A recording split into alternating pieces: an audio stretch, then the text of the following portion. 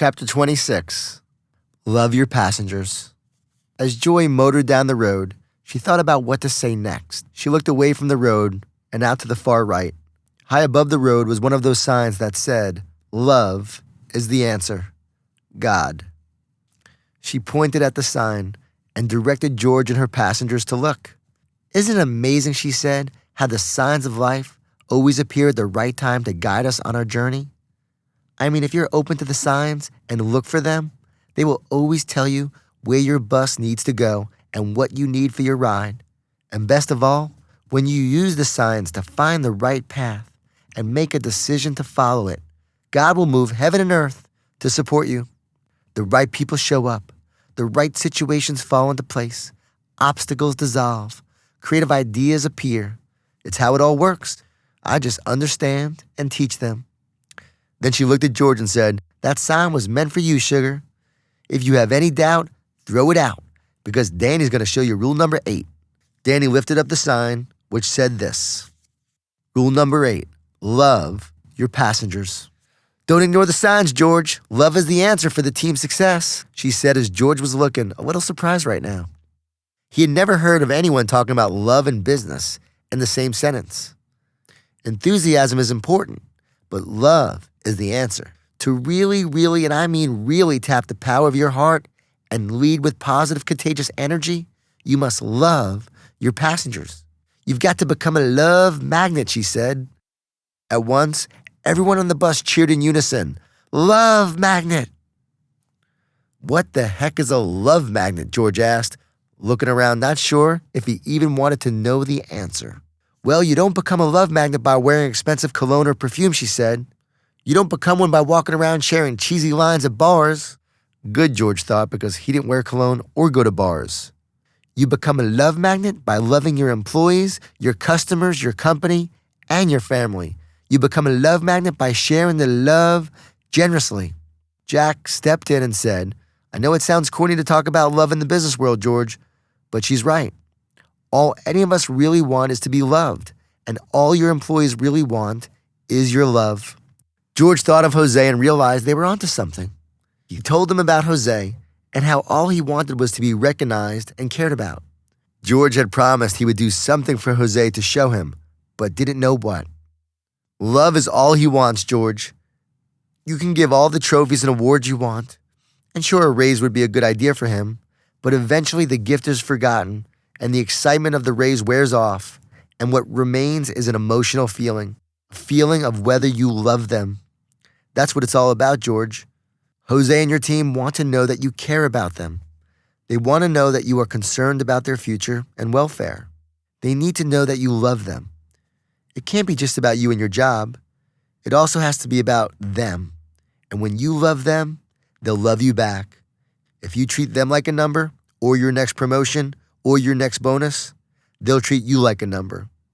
But if you really love and care about them, they will love you back by working hard for you, by being loyal to you, by surprising you with amazing initiative and success stories, and by teaching you as much as you will teach them. It's the same with sales, George. The best salespeople are love magnets. When customers know you love them, instead of just seeing them as a new car or boat, they'll never leave you.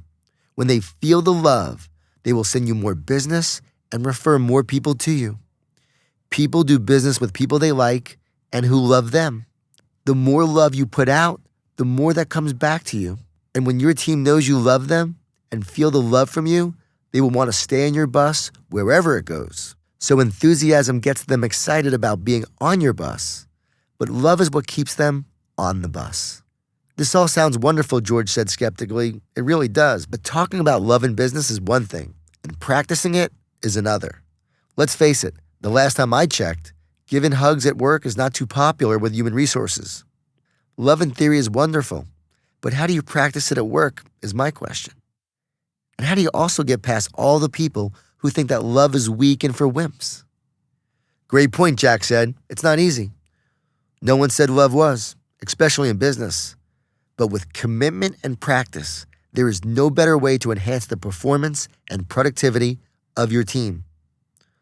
Regarding love being for the weak, well, they just don't understand the research. Tell them, Marty. Marty explained how a human being is stronger when they are thinking positive, loving thoughts than when they are thinking negative, angry thoughts. People think love is a weak emotion, he said, but really, it's the strongest, most powerful emotion available to us. Just try to bench press a lot of weight. If you are thinking loving, positive thoughts, you'll be stronger than if you're thinking negative, angry thoughts. The good news, Jack continued, is we have the perfect resource to put love into action. We spent a lot of time and energy on this and came up with 5 ways to love your passengers. And these ways are the best practices I have implemented in my company, with amazing results, Jack said as he handed George a sheet of paper featuring the 5 strategies.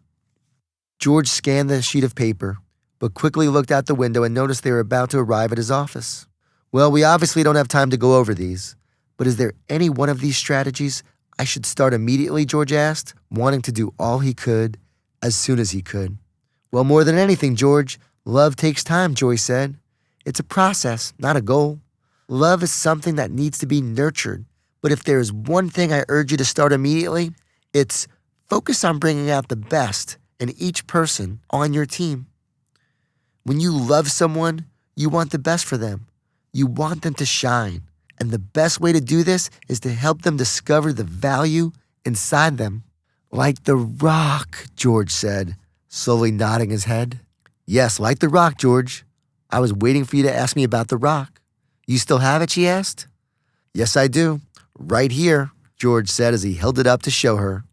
Good, because if you lost it, I would have to put a hurting on you, she said, laughing out loud. Joy then took a towel, poured water onto it, and handed it to George. Now take this wet towel here and wipe the rock, George. Wipe it good. George scrubbed and scrubbed and scrubbed, and to his surprise, the black came off the rock, and what was left was nothing but shiny gold. Is this what I think it is, he asked. You bet it is, my brother, Joy answered as she jokingly grabbed the rock out of George's hand. That's why you're one lucky man that you didn't lose it. George closed his eyes and laughed. You see, George, dust on gold doesn't change the nature of gold. It's still gold. And your team members, just like you, have a lot of dust on them. The key is to realize that inside every one of them is gold that wants to shine. The value is on the inside. Help them find their gold, George, as I have helped you. Remove their dust. Help them discover their strengths. Allow them to do what they do best. Let them utilize their strengths on a daily basis. And know as they utilize their strengths, their value and the value of the team will increase tenfold. That's love. Letting people share their gifts and strengths is real love. By you loving them and by you helping them find their gold, they will shine and so will you. That's what being a chief energy officer is all about. When you bring out the best in others, you can't help bringing out the best in yourself. At that moment, Joy stopped talking, Jack stopped talking, and the bus was completely silent. All the passengers knew what this meant. George was ready. Joy had a proud look on her face. They had shared with George what he needed to know, and she felt he was ready to make some amazing progress the next 2 days before his big presentation. But she also knew that this was about much more than just a product launch. Sure, she wanted him to enjoy success, but she also knew that whether his product launch was successful was really irrelevant in the grand scheme of things. He wouldn't see it that way, of course. So if the launch was a disaster, she would prepare to explain once again that everything happens for a reason, and no matter what he did or where he went from this point on, he was now equipped with the rules to create an incredible life and career at the NRG company or somewhere else. He had the rules, and with the rules came incredible power. His big meeting this Friday would be just one leg of a long journey, and to truly enjoy the ride of his life, he would need to know the final 2 rules. Without them, he would be missing out on the ultimate fuel for a meaningful and powerful life. No time for that today, Joy thought, as she pulled up to George's office building. Tomorrow, we'll get into that. As George walked off the bus, Joy shouted, "Give it all you got today, George. Remember, enthusiasm, love, and gold. And don't forget to love that wife of yours. She needs it too. Share all the love you got, and tomorrow we'll be here to recharge you." George put his hand over his heart and then over his mouth and blew a kiss to Joy and the energy bus passengers. They didn't know it, but he was more thankful than any of them could possibly realize. As he turned his back and walked away from the bus, ready to share the love and energy, Joy turned to Jack and he looked at her. "He's ready," she said. "I agree," confirmed Jack. Chapter 27. Love Rules. As George walked toward his building, he glanced at the sheet of paper Jack had given him that featured the 5 ways to love your passengers. The rules intrigued him so much that he stopped at the bench just outside the door, sat down, and began reading intently. If I've got the love to give, I need to start giving it today, he thought. So I better learn all I can right now. Here's what George read. 5 ways to love your passengers. 1. Make time for them. When you love someone or something, you spend time with them. You nurture your relationship with them. You can't nurture business relationships sitting at your desk, just as you can't spend quality time with your spouse if you're watching television. So the key is to come out of your office and get to know your team. Spend time with them. Meet with them individually. Get to know them as people, not numbers. Just as you would tend to a garden, you need to cultivate your team with love. And while you're with them, it is important to be present with them. Be engaged in the present moment. Don't be thinking about the 10 things you have to do that day or the 10 other people you need to meet with. Really be with that person and focus your energy on them. They will feel the difference. 2. Listen to them. One of the most important factors that determines a high management approval rating is whether the manager listens to the employee. Does the manager hear what the employee has to say? Does the manager listen to the ideas and the needs of the employee? Your employees and customers just want to be heard. So listen to them and hear them. We're not talking about some active listening class technique either. We're talking about really sitting down and listening with your heart and caring about what they have to say. Empathy is the key. When employees feel seen and heard, there is a moistening in the eyes. Yet researchers estimate that in more than 95% of our daily interactions, there is no moistening in the eyes, according to High Energy Living by Robert K. Cooper. For instance, when you ask someone how they're doing, an easy way to show you are listening is to actually wait for the answer and make eye contact. Number 3, recognize them. We don't mean trophies or some awards dinner. We want you to make it real personal. Honor them for who they are and what they do. Recognize them as a person as much as a business professional. One leader we know sends each employee a birthday card with a handwritten note, not some electronic fake signature, but a real note. While it's not possible to do this in every company, every manager can do this with their team. Another company allows employees to choose the UPC codes for their new products. Employees choose codes that feature the birth dates, anniversaries, kids' birthdays, and so on. This makes it very personal. Another very powerful way to recognize them is to praise them when they are doing things right. The more you recognize them for doing things right, the more they will do things right. Feed the positive dog inside them and watch it grow. 4. Serve them. A great leader once said, the higher you get in an organization, the more it is your duty to serve the people below you, rather than having the people below serve you. The key is to serve their growth, their future, their career, and their spirits, so they enjoy work, life, and being on your bus. The more you serve their growth, the more they will help you grow. Number 5, bring out the best in them. We save this one for last because it's the most important. When you love someone, you want the best for them. You want them to be successful and happy. You want to bring out the best in them. Thus, the best way any leader can demonstrate their love for their team is to help each person discover their strengths and provide an opportunity for that person to utilize them. When you create a system that provides a way for your people to shine, you not only bring out the best in them, but in the rest of the team and company as well. If you really want to love your team, help them do what they do best. It's that simple. Chapter 28. Fear and Trust. George walked into his office building like he owned it, ready to love and inspire his team. But as he walked toward the elevator and thought about the mountainous challenge that lay in front of him, self-doubt reared its ugly head again, as it always had. What if they don't love me back, he thought. It wouldn't be the first time love had gone unanswered. What if I can't inspire my team? What if I can't inspire myself? What if it's all too late? Fear consumed him, and he felt like someone had hauled off and punched him right in the stomach. Doubled over and unable to breathe, he looked out the window and saw his bus driving away. He knew that what Joy and Jack had told him were powerful truths, but living them and making them real was an entirely different matter altogether.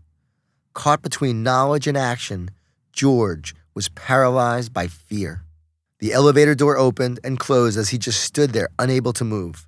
On the bus, he had felt safe, but now he felt like a chained gladiator, about to be thrown into a cage with a bunch of lions that didn't care about the bus rules. His mind was so preoccupied with his negative thoughts that he didn't notice a familiar rival standing in front of him, nervous and shaking. Michael spoke first. "I know I quit, George, and I know I told you that your bus is going to crash, but I've been doing a lot of thinking, and Jamie called to say that your bus is cruising now. She said the team has been talking and it's like you're a changed man, and they're all excited. I'm here to ask for another chance, George. I know I can help the team, and I know I can help you." George, who was trying to catch his breath, stood up straight. Would it be a big mistake to give Michael another chance? He might still be an energy vampire, yet they could really use him now. George remembered reading an article about Richard Branson, who gave one of his employees a second chance, and the guy went on to become one of his most trusted leaders over the years. George's fear was dissipating. He was thinking more clearly now. "Okay, you got it. I'll give you another shot, but I need you to be a chief energy officer." "Chief energy what?" Michael asked. "I'll explain upstairs. Just get ready for an incredible day." The elevator opened, and Michael walked in. "You coming, George?" "I'll be upstairs in a minute." "Thank you for everything," Michael said with a sincere and humble look. "I won't let you down." As the elevator started to close, George responded, "It's good to have you back." George looked at the spot where the energy bus had dropped him off. He thought about what had just happened. Joy had just talked about looking for signs and letting them guide you on your path, and he couldn't help but remember if Michael was a sign. Maybe Michael's asking for another chance meant that George's team was ready to follow him. And maybe him giving Michael another chance meant George was ready to lead and love his team. Michael was an obstacle, but maybe this meant that the obstacles were dissolving. Joy had talked about being on the right path, and perhaps he was on it, everything lining up to clear the way for his bus. After all, as in a movie or a dream, Michael had approached at just the right moment to wake George up and help him move past his fear. This vampire had asked to come back just when they needed him most. This made George think of the dream he had the other night, and it all became clear. The dream had been a sign too, letting him know to trust. He was the driver of his bus, and he had a choice. The decision to keep Michael and trust him was a choice, and so was the decision to move forward with trust or stay paralyzed by fear. Sure, he was racing toward possible destruction of his career, and his bus could surely crash, but he had a choice, to believe it was all going to work out or quit now. Jack had told him that chief energy officers overcome challenges by charging forward with trust and optimism, and that is what George was determined to do. Through trust, he knew he would tap into the ultimate GPS system, God's positioning system, and it would continue to guide him, just as it had been guiding him all along. He couldn't ignore the signs. They were all pointing in the right direction, and the lights were all green, telling him to go. I'm not going to live with fear and let fear get in my way, he thought. After all, they don't call it a leap of fear. They call it a leap of faith for a reason.